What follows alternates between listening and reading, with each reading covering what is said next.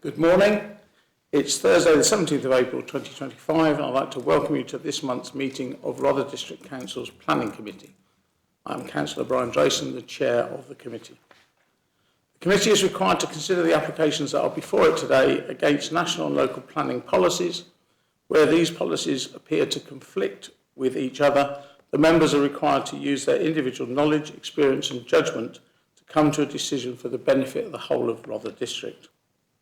It should be noted that the Planning Committee is not a public meeting, but a meeting that the public may attend. Rother District Council has a public speaking scheme which allows members to talk on members of the public to talk to the committee on particular application. Full details are on the website. We're joined in the chamber this morning by Felicity Thomas, Planning Solicitor, Sarah Shepherd, Development Manager and Team Leader, Asma Chowdhury, Planning Officer, and also two officers from Democratic Services, Julie Hollands, the Committee Secretary, and Eleanor Drew, who's looking after our webcast. I put an S on there, Julie, didn't I? And it shouldn't be. Should be, sorry. Just reading it. Right. Just a reminder that members online can take part in discussions but cannot vote. There's no scheduled fire alarm test today, so in the event of a fire alarm, can we leave the chamber by the nearest exit and reassemble in the car park? One last thing to make sure everyone's got their phone on silent or off. Thank you. So now on to the agenda. Agenda item 1, do I have your authority to sign the minutes of the meeting on the 13th of March as correct record? Yes, thank you.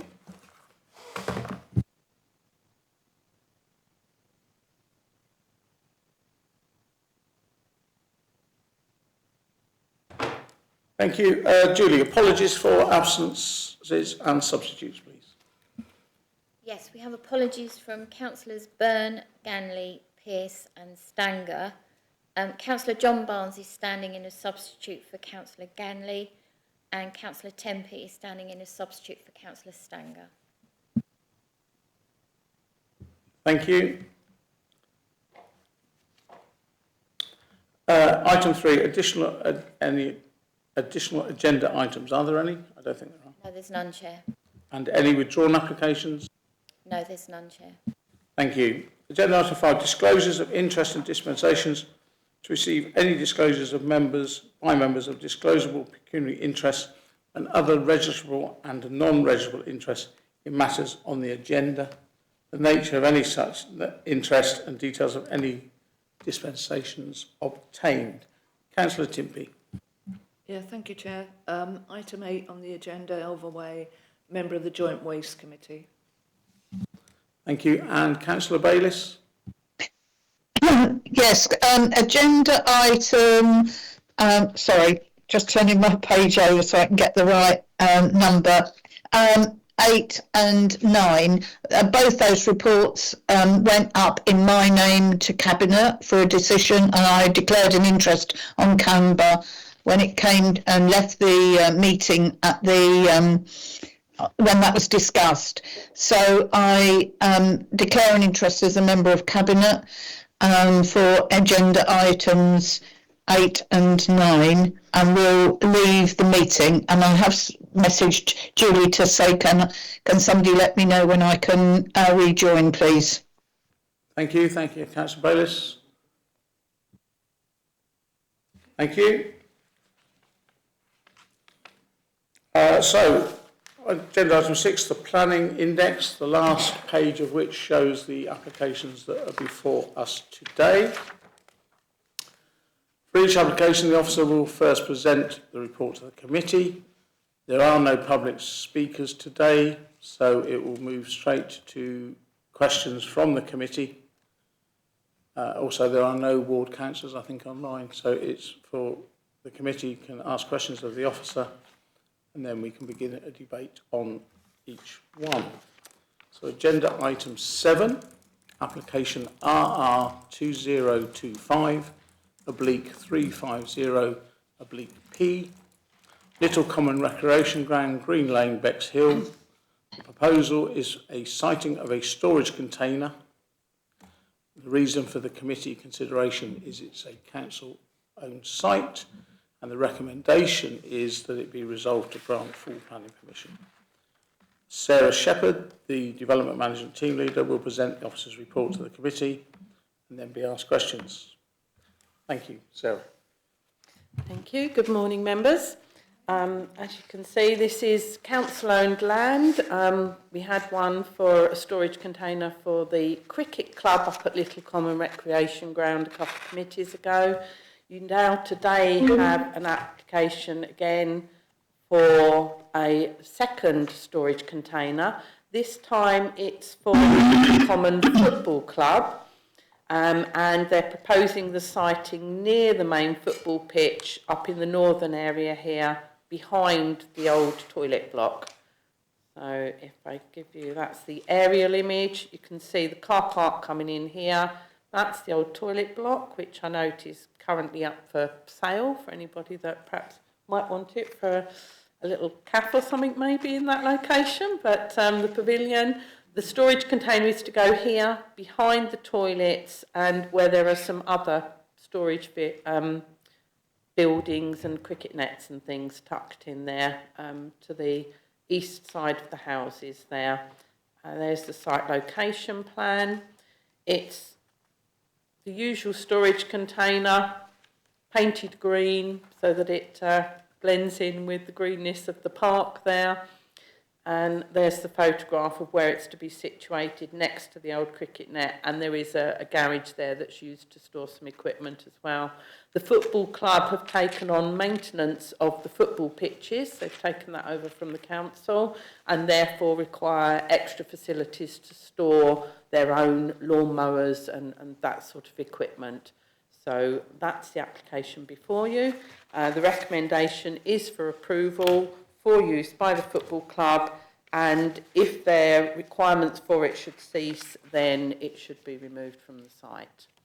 That's in the conditions. So that's all there is on that one, and open to you now for any comments. Thank you, Sarah. Any questions for Sarah, please? Councillor Mrs. Barnes. Thank you. The comment about the making use of the public toilet, is that as a public toilet or as a permanent, possibly storage, when to replace this, because this is obviously not. Yeah, no, I was just noting that the toilets are now closed. They're no longer public toilets, and the council are marketing them for anybody that might want to take over the building for use of whatever. I think Councillor Barnes' question may have been on the public. One of the letters of objection was suggesting that football club should make use of the public toilet, which is currently closed. And I wondered, does that mean make use of the toilets or make use of that building for storage without putting this in? Yes, sorry. All right, I'm with you. Yes, sorry, beg your pardon. The toilets themselves wouldn't be able to, because the doors and things are very restricted, they'd have to do a huge amount of works to alter the building to be able to put mowers, sit-on mower or whatever in there. So it's not actually conducive for use for the machinery and equipment that they want to store, unfortunately. Thank you. Thank you. Any other questions? Councillor Timpey. Yeah, thank you, Chair. I mean, this is obviously a practical solution for the fact that they need the equipment because they've taken over the field, so I can't see any reason why they couldn't put it there. Councillor Gordon. I'd say this is a big public asset, and they are taking over the maintenance of the field, and therefore I'd sort of go for approval. Thank you. So you're moving for approval, seconded by Councillor Gray. Councillor Barnes.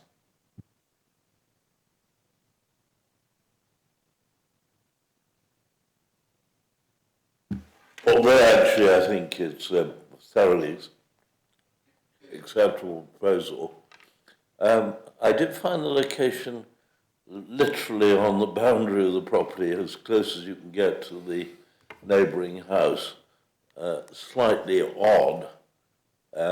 If I've got the right box on the... if you look, it's located very close to that house. I just wonder whether it shouldn't have been a bit further away from it, but it's green, it's quite acceptable. It's acceptable as storage. So I'm not going to vote against it, but I do think a little more consideration for the neighbouring house would have been an improvement. Thank you. I'll let Sarah address that. I think she's going to bring it back up, but I thought it fits in nicely because the toilet block is against that garden and the other two storage bits are also there. So it seemed to be filling the gap, but are you able to bring up the picture again? Do you want me to?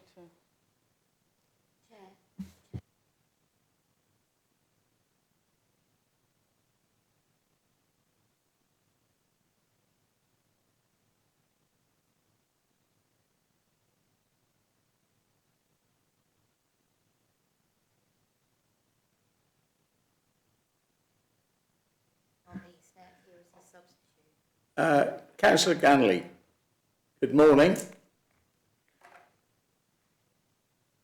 You are on mute.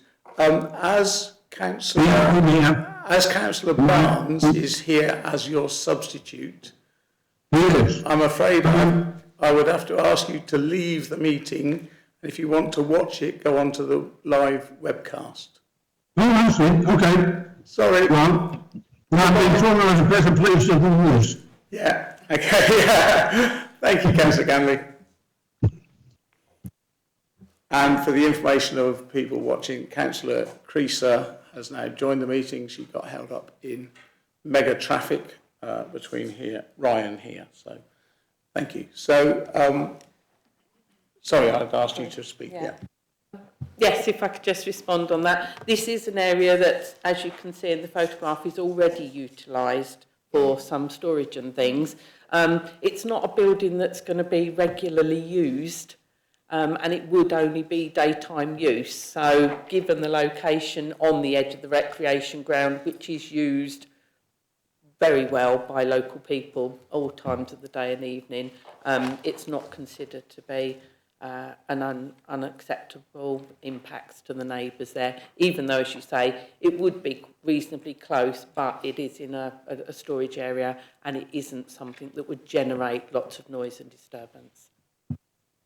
Thank you, Sarah. Any other questions? No, right. So it's been, recommendation is resolved to grant full planning permission. It's been moved by Councillor Gordon, seconded by Councillor Gray. Can I have a show of hands, please? That's unanimous. Thank you. Moving on to agenda item 8.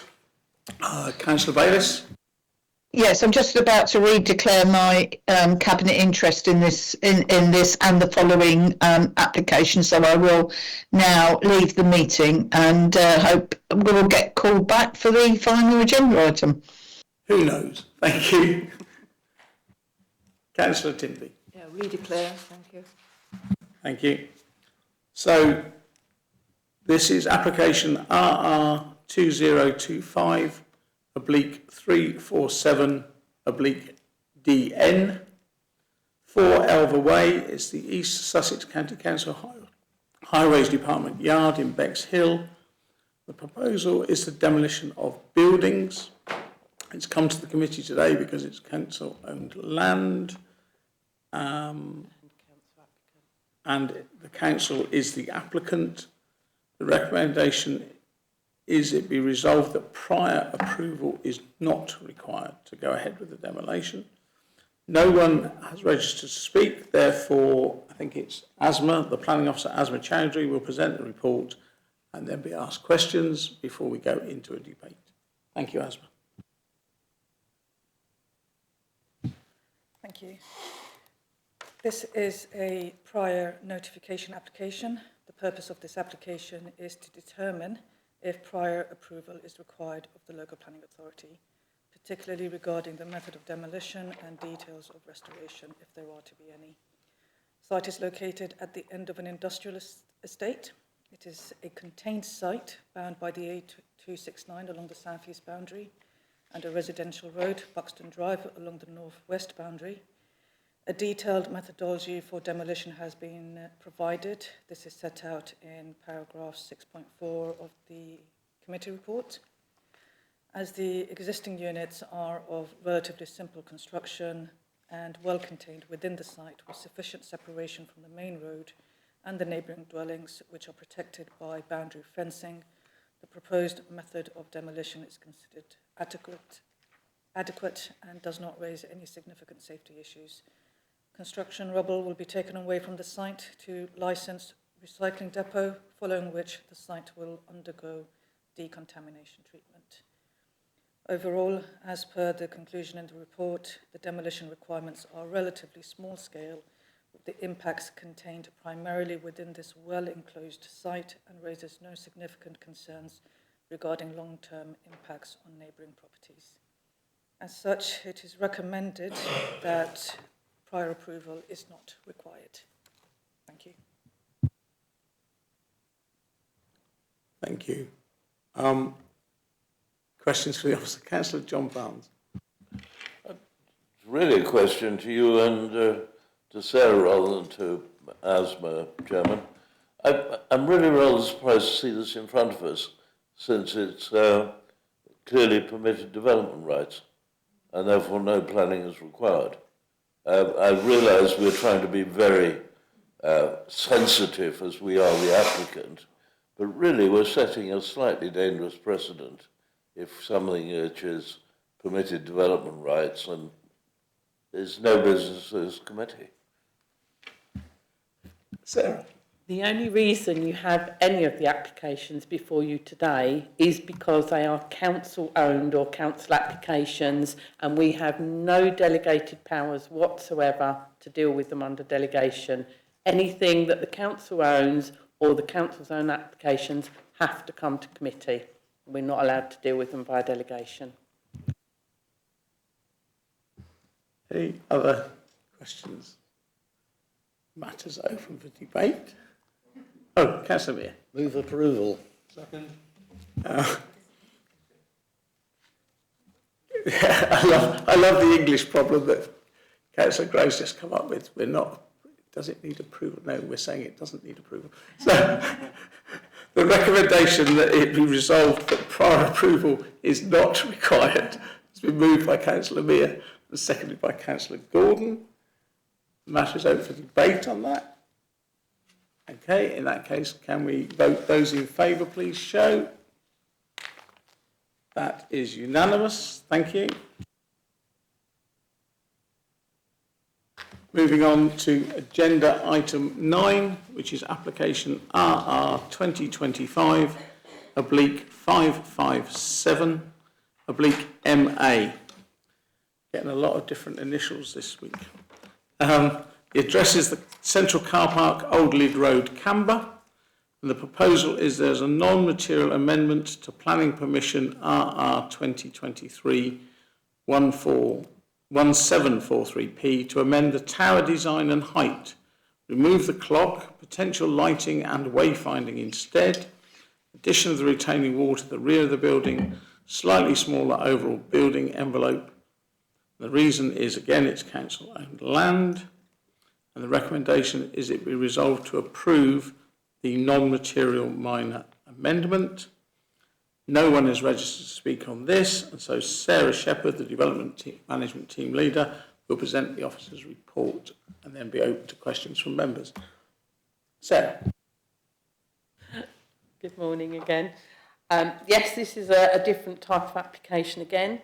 Ordinarily, a non-material minor amendment is, it should be what it says, non-material, i.e. something that doesn't impact the overall original permission for the development in terms of its size and scale or its main nature character. So this is the application to redo the building at Car Park Central and Old Lid Road, Camber. The application, as noted earlier, was originally considered by the committee back in the end of 2023 to redo the main building here, which includes the lifeguard station and things of that nature. It's at the moment you've got two sort of buildings very closely together. This new building would replace those in this one, so it's in the same area, and you have a new building here. Now the alterations as referenced in the description. The description has been very prescriptive.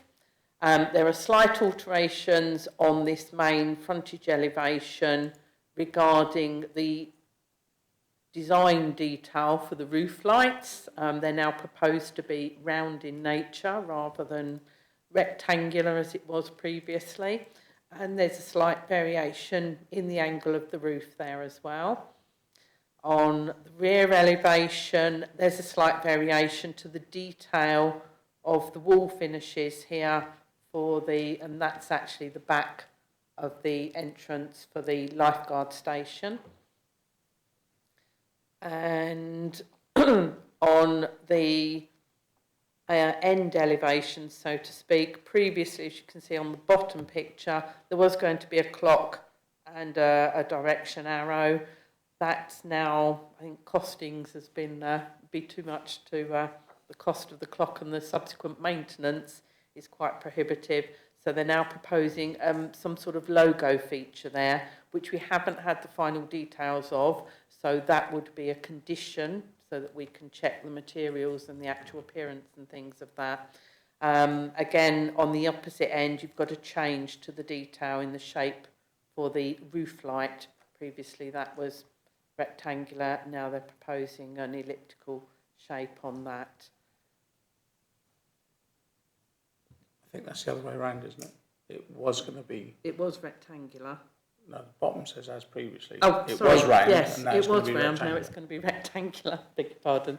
Sorry. Yes, and you can see there's a slight variation, as I said, in the height of the treatment of the wall here, which is the back of the lifeguard station. Otherwise, it's as I say, it's the same building in footprint and size. It's those minor tweaks to some of the detail finishes on it that they're proposing to amend now that they've actually got into the ingrained details of the costings for materials and things like that. We're proposing that it is a non-material minor amendment and that we approve the changes to those elevations. Thank you. Thank you. Any questions for Sarah, please? Councillor John Barnes. Yes, I assume we're approving this in such a form that it won't come back yet again. I have to say, I slightly regret the absence of a clock, which I think is actually quite useful, but it's hardly a planning objection. And the amendments are so minor, but it worried me when she said that will be a condition. I just trust we're not going to see this for another minor amendment later on. I'm happy to move, Chairman. Thank you. Moved by Councillor Barnes, seconded by Councillor Gray. I would say I'm massively disappointed with the taking away of the clock. I think a big clock on a public beach is a plus, but it's not worth dying in a ditch over, but it is a shame. Right, the matter is open for debate before we move to the vote. I'm reading the room. Proposed by Councillor Barnes, seconded by Councillor Gray, that we approve a non-material minor amendment. All those in favour, please show. That is unanimous. Thank you.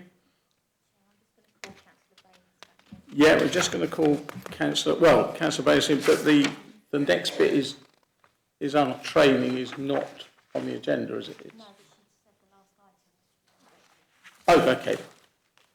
It's only the date of the next meeting. And as a cabinet member, she won't be coming.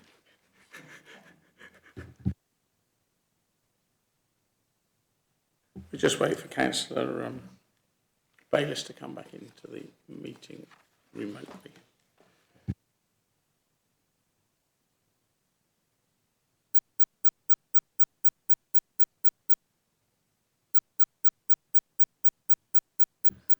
Thank you, Councillor Bayliss. Right, agenda item 10. For members to note the date and time for future site inspections. and they would be scheduled to take place on Tuesday, the 27th of May, departing from the Town Hall at 9:30.